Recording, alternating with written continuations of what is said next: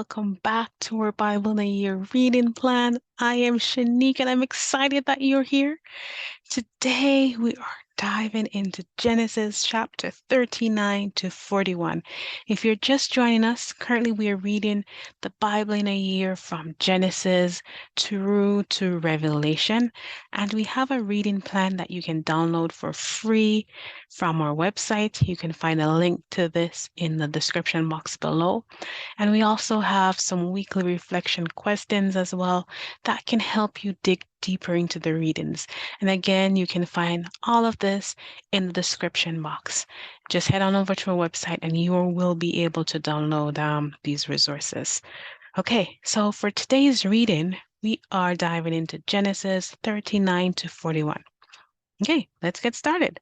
We are reading from the New American Standard Bible, Genesis 39. Now Joseph had been taken down to Egypt, and Potiphar, an Egyptian officer of Pharaoh, the captain of the bodyguard, bought him from the Ishmaelites who had taken him down there. And the Lord was with Joseph, so he became a successful man. And he was in the house of his master, the Egyptian. Now his master saw that the Lord was with him, and that the Lord made all that he did prosper in his hand. So Joseph found favor in his sight and became his personal servant. And he made him overseer over his house and put him in charge of all that he owned. It came about that from the time he made him an overseer in his house and over all that he owned, the Lord blessed the Egyptian's house on account of Joseph. So the Lord's blessing was upon all that he owned in the house and in the field. So he left Joseph in charge of everything that he owned, and with him there he did not concern himself with anything else except the food which he ate. Now Joseph was handsome in form and appearance, and it came about after these events that his master's wife had her eyes on Joseph, and she said, "Sleep with me."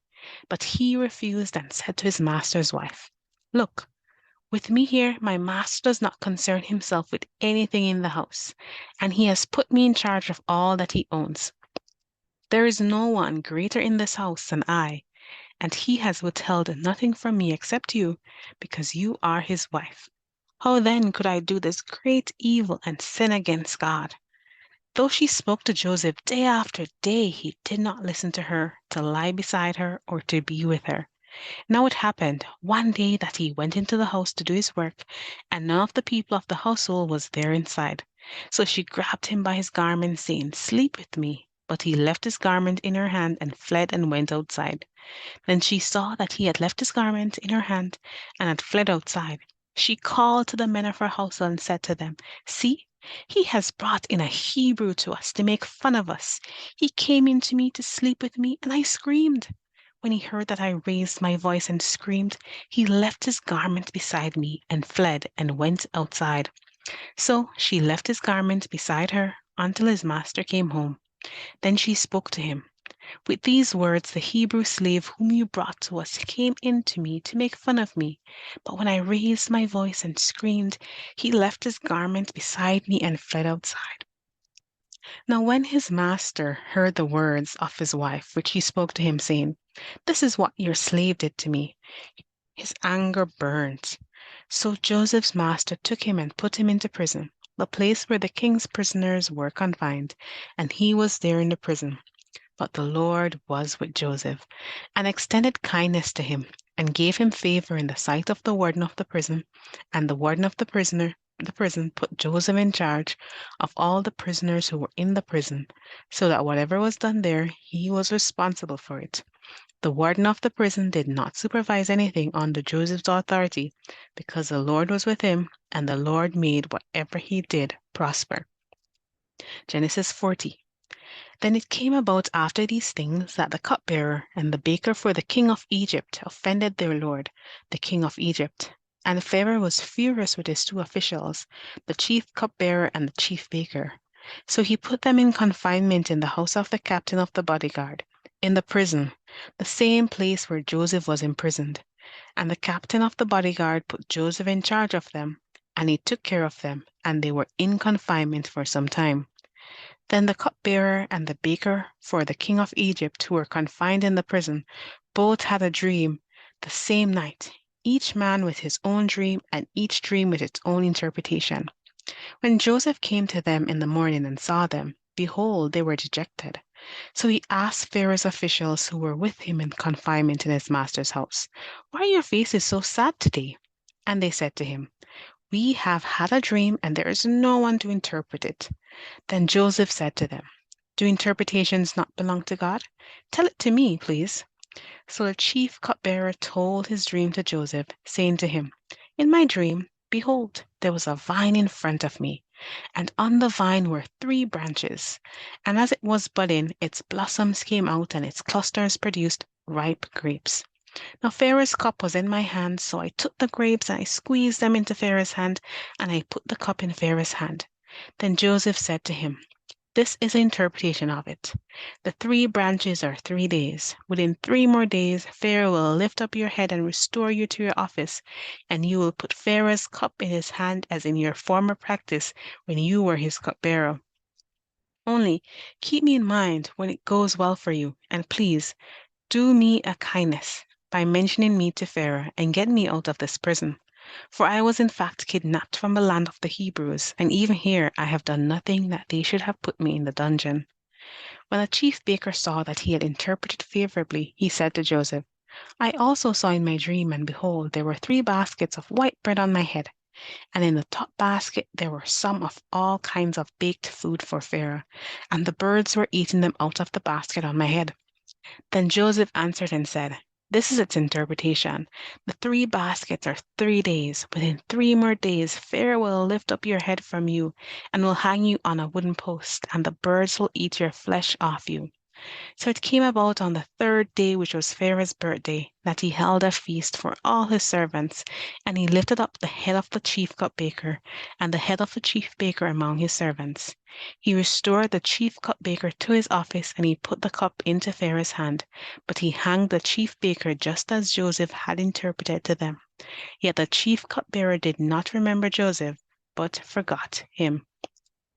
Genesis 41. Now it happened at the end of 2 full years that Pharaoh had a dream. And behold, he was standing by the Nile, and behold, from the Nile 7 cows came up, fine looking and fat, and they grazed in the marsh grass. Then behold, 7 other cows came up after them from the Nile, ugly and thin, and they stood by the other cows on the bank of the Nile. Then the ugly and thin cows ate the 7 fine-looking and fat cows. Then Pharaoh awoke, but he fell asleep and dreamed a second time. And behold, 7 ears of grain came up on a single stalk, plump and good. Then behold, 7 ears, thin and scorched by the east wind, sprouted up after them. And the thin ears swallowed the 7 plump and full ears. Then Pharaoh awoke, and behold, it was a dream. Now in the morning his spirit was troubled. So he sent messengers and called for all the soothsayer priests of Egypt and all its wise men. And Pharaoh told them his dreams, but there was no one that could interpret them for Pharaoh. Then the chief cupbearer spoke to Pharaoh, saying, "I would make mention today of my own offenses. Pharaoh was furious with his servants, and he put me in confinement in the house of the captain of the bodyguard, both me and the chief baker. Then we had a dream one night. He and I, each of us, dreamed according to the interpretation of his own dream. Now, a Hebrew youth was there with us, a servant of the captain of the bodyguard, and we told him the dreams, and he interpreted our dreams for us. Each man he interpreted according to his own dream. And just as he interpreted for us, so it happened. Pharaoh restored me in my office, but he hanged the chief baker." Then Pharaoh sent word and called for Joseph, and they hurriedly brought him out of the dungeon. And when he had shaved himself and changed his clothes, he came to Pharaoh. Pharaoh said to Joseph, "I have had a dream, but no one can interpret it, and I have heard it said about you, that when you hear a dream, you can interpret it." Joseph then answered Pharaoh, saying, "It has nothing to do with me. God will give Pharaoh an answer for his own good." So Pharaoh said to Joseph, "In my dream there was, standing on the bank of the Nile, and behold, 7 cows, fat and fine-looking, came up out of the Nile, and they grazed in the marsh grass. Then behold, 7 other cows came up after them, poor and very ugly and thin, just as I had never seen, for ugliness in all the land of Egypt. And the thin and ugly cows ate the first 7 cows, yet when they had devoured them, it could not be detected that they had that they had devoured them, for they were just as ugly as before. Then I awoke. I saw also in my dream, and behold, 7 ears of grain, full and good, came up on a single stalk, and behold, 7 ears withered thin, and scorched by the east wind, sprouted up after them. And the thin ears swallowed the 7 good ears. Then I told it to the soothsayer priest, but there was no one who could explain it to me. And Joseph said to Pharaoh, Pharaoh's dreams are one and the same. God has told to Pharaoh what he's about to do. The 7 good cows are 7 years, and the 7 good ears are 7 years. The dreams are one and the same. The 7 thin and ugly cows that came up after them are 7 years, and the 7 thin ears scorched by the east wind will be 7 years of famine. It is as I have spoken to Pharaoh. God has shown Pharaoh what he is about to do. Behold, 7 years of great abundance are coming in all the land of Egypt, and after them 7 years of famine will come, and all the abundance will be forgotten in the land of Egypt, and the famine will ravage the land. So the abundance will be unknown in the land because of the subsequent famine, for it will be very severe. Now, as for the repeating of the dreams to Pharaoh twice, it means that the matter is confirmed by God, and God will quickly bring it about. So now let Pharaoh look for a man discerning and wise, and appoint him over the land of Egypt. Let Pharaoh take action to appoint overseers in charge of the land, and let him take a fifth of the produce of the land of Egypt as a tax in the 7 years of abundance, and have them collect all the food of these good years that are coming, and store up the grain for food in the cities under Pharaoh's authority, and have them guard it. Let the food be used as a reserve for the land for the 7 years of famine which will occur in the land of Egypt, so that the land will not perish during the famine. Now the proposal seemed good to Pharaoh and to all his servants. Then Pharaoh said to his servants, Can we find a man like this in whom there is a divine spirit? So Pharaoh said to Joseph, Since God has informed you of all this, there is no one as discerning and wise as you are. You shall be in charge of my house, and all my people shall be obedient to you. Only regarding the throne will I be greater than you.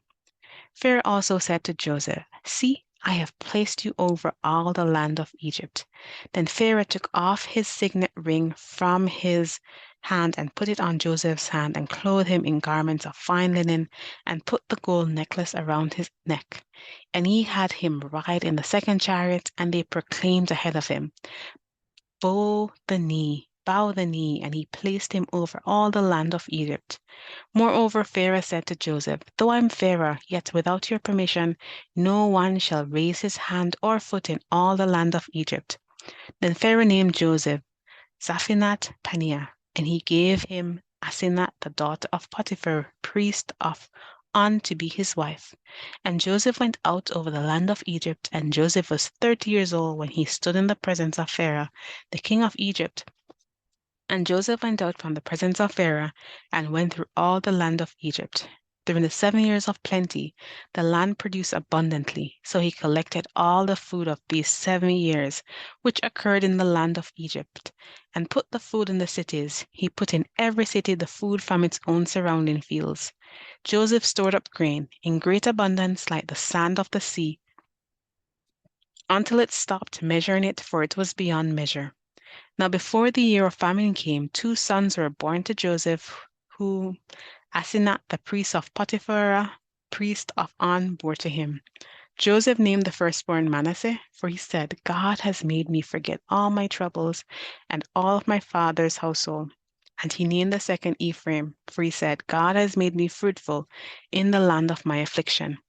When the 7 years of plenty which had taken place in the land of Egypt came to an end, and the 7 years of famine began to come, just as Joseph had said, then there was famine in all the lands, but in all the land of Egypt there was bread. So when all the land of Egypt suffered famine, the people cried out to Pharaoh for bread. And Pharaoh said to all the Egyptians, Go to Joseph, whatever he says to you, you shall do. When the famine was spread over the entire face of the earth, then Joseph opened all the storehouses and sold grain to the Egyptians, and the famine was severe in the land of Egypt. Then the people of all the earth came to Egypt to buy grain from Joseph, because the famine was severe in all the earth. Okay, that is our reading for today. Can we just kind of settle on Joseph's story for a bit? Potiphar's wife. Like, seriously, Joseph fled, but here she is telling her husband that, you know, he tried to sleep with her. Like, seriously? Seriously? But let me say though, Joseph, high five to you, because I'm not sure how many persons would be able to see a woman and she is being very seductive, because we know how females are. When you want something, you really go after what you want, right? And you might dress a certain way, you might do certain things to try and attract the other party. So can you just imagine what Potiphar's wife might have dressed like or looked like to try to influence Joseph? But what I like here is that Joseph fled at the first sign of temptation, right? And which brings me back to the story of Eve, right? When she was tempted, instead of fleeing from that temptation, she hung around, right? And we all know when you hang around, you start to justify things, right? And that is not what Joseph did in this case, which is why I really like what Joseph did here. He fled at the first sign of temptation. Right. So the story of Joseph found in Genesis 39 to 41. It's a wonderful story that testaments to God's providence in the face of adversity. From the pit to the palace, Joseph's journey unfolds as a narrative of resilience, faithfulness, and the unwavering presence of God. Now, in Genesis 39, Joseph finds himself sold into slavery in Egypt after being betrayed by his brothers. Yet, even in the midst of servitude, Joseph remains steadfast in his commitment to the Lord. Now, as a slave in Potiphar's house, Joseph's integrity and faithfulness draws the attention of his master and in turn the favor of God. However, Joseph's faithfulness does not exempt him from trials, right? Falsely accused by Potiphar's wife, Joseph is unjustly thrown into prison. Yet, even in the confines of a prison cell, God's presence remains with him, and the Lord grants Joseph favor. And soon he finds himself interpreting dreams for fellow prisoners, including Pharaoh's cupbearer. Now, in Genesis 31, Joseph's ability to interpret dreams becomes the key to his rise from imprisonment to prominence. Summoned to interpret Pharaoh's troubling dreams, Joseph not only reveals their meaning, but also proposes a plan to save Egypt from the impending famine. Now, Pharaoh, recognizing the wisdom of God in Joseph, he elevates him to a position of authority, second only to the throne. This journey from pit to palace, it's a wonderful illustration of God's providence in the midst of life's trials. Now, Joseph's story encourages us to remain faithful and to trust in God's sovereignty, even when circumstances seem dire. In every step of Joseph's journey, we see the hand of God guiding and shaping events for a greater purpose, right? Now, as we navigate our own trials, and challenges, may the story of Joseph inspire us to maintain our faith, our integrity, and trust in God's plan. Even in the darkest moments, God is at work, orchestrating events for our good and His glory.